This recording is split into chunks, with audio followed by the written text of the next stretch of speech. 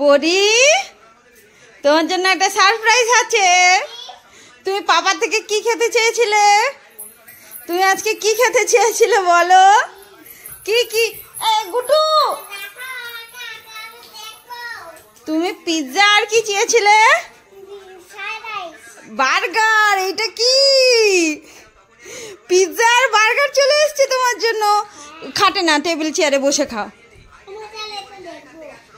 আচ্ছা, ই বাবা, পরির জন্য পিৎজা বার্গার চলে এসছে।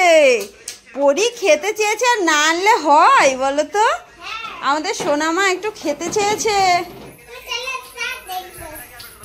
গুড্ডু, এটা কি? Pizza burger. আর একটা জিনিস আছে, আরেকটা, এইগুলো খেলে আরেকটা জিনিস আছে। তুমি কি একটু পিৎজা বার্গার ভাইয়ের সাথে শেয়ার করবে? করবে না? কেমন খেতে? আস্তে আস্তে গুড্ডু, আস্তে। আচ্ছা না, ওই চামচ দিয়ে খেতে হয় না, এমনি খাও। আচ্ছা, ও একটুখানি খাবে। এটা কিন্তু চিকেন।